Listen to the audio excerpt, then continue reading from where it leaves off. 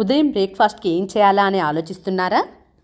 రుచిగా ఆరోగ్యంగా చాలా ఈజీగా అయ్యే జొన్న రవ్వ పొంగల్ను నేను ఈరోజు మీకు చూపించబోతున్నాను. చివరిలో ఒక చిన్న టిప్ కూడా చెబుతాను, అది పొంగల్ రుచిని మరింత డబుల్ చేస్తుంది. హాయ్ అండి, అందరికీ నమస్కారం. ఈరోజు ఆరోగ్యానికి ఎంతో మంచిదైన జొన్న రవ్వతో సాఫ్ట్గా టేస్టీగా పొంగల్ను ఎలా తయారు చేయాలో చూద్దాం. ముందుగా స్టవ్పై ప్యాన్ పెట్టి అందులోకి 1 కప్పు జొన్న రవ్వను తీసుకొని ఇలా వేయించుకుందాము. మంటను లో ఫ్లేమ్లో పెట్టి వేయించుకోవాలి. రవ్వ మనకి మంచి సువాసన వచ్చే వరకు వేయించుకోవాలి. చూడండి, రవ్వ ఈ విధంగా వేగిన తర్వాత తీసి ఒక ప్లేట్లోకి ట్రాన్స్ఫర్ చేసుకోండి. తరువాత ఇదే ప్యాన్లోకి ఏ కప్పుతో అయితే జొన్న రవ్వను తీసుకున్నామో అదే కప్పుతో 1 కప్పు పెసరపప్పును తీసుకోండి. ఇప్పుడు ఈ పెసరపప్పును కూడా వేయించుకుందాము. ఈ పెసరపప్పును కూడా మనం లో ఫ్లేమ్లోనే వేయించుకోవాలి. ఇవి కూడా మంచి సువాసన వచ్చే వరకు వేయించుకొని ఇందాకటి ప్లేట్లోకి వేసుకొని ఈ జొన్న రవ్వను ఈ పెసరపప్పును ఒక బౌల్లోకి తీసుకోండి. ఇప్పుడు ఈ జొన్న రవ్వను పెసరపప్పును 2-3 సార్లు శుభ్రంగా కడిగి మళ్ళీ వాటర్ వేసుకొని నానబెట్టుకుందాము. చూడండి, ఇలా కడిగిన తర్వాత ఇప్పుడు ఇందులోకి వాటర్ని వేసుకుందాము. ఇప్పుడు ఇందులోకి 2 కప్పుల వాటర్ని వేసుకోండి.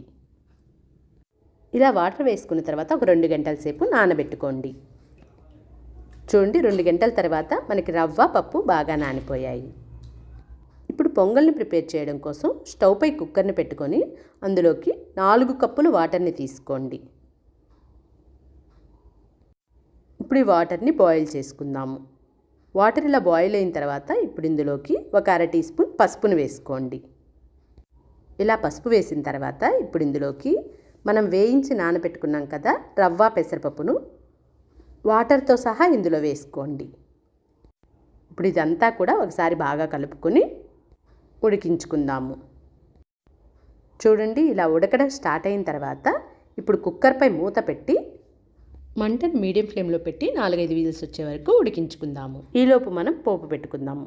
ప్యాన్లోకి ఆయిల్ని కానీ నెయ్యిని కానీ వేసుకొని 1 టేబుల్ స్పూన్ పచ్చిశనగపప్పు, 1 టేబుల్ స్పూన్ జీలకర్ర, 1 టేబుల్ స్పూన్ మిరియాలను కచ్చాపచ్చాగా దంచి ఇందులో వేసుకోండి. ఇవి కొద్దిగా వేగిన తర్వాత 7-8 పచ్చిమిర్చిని జీడిపప్పును వేసి వేయించుకుందాము.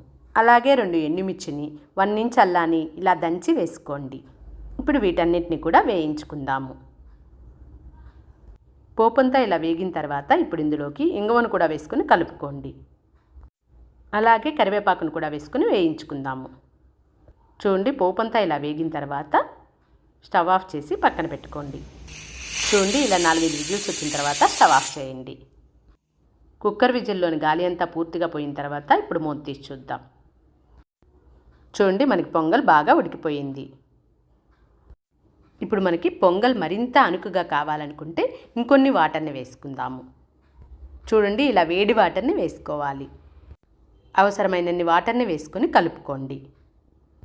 అలాగే రుచికి సరిపడా సాల్ట్ను కూడా వేసుకొని కలుపుకోండి. ముందుగా రెడీ చేసి పెట్టుకున్న పోపును కూడా వేసుకొని కలుపుకోండి. ఇలా వాటరు పోపు వేసుకున్న తర్వాత మరో 2-3 నిమిషాలు ఉడికించుకుందాము. ఇక్కడ చిన్న టిప్ ఏంటంటే చివరిలో 2-3 స్పూన్లు నెయ్యి వేసుకుంటే పొంగల్ రుచి మరింత పెరుగుతుంది. పొంగల్ ఇలా వేడివేడిగా తింటే ఎంతో రుచిగా ఉంటుంది. చూడండి, ఎంత మెత్తగా ఎంత రుచిగా జొన్న రవ్వ పొంగల్ తయారైందో. ఈ రెసిపీ నచ్చితే వీడియోకి లైక్ చేయండి, షేర్ చేయండి. ఇంకా ఇలాంటి ఆరోగ్యకరమైన రెసిపీస్ కోసం మన ఛానల్ని సబ్స్క్రైబ్ చేయడం మర్చిపోవద్దు. Thank you for watching.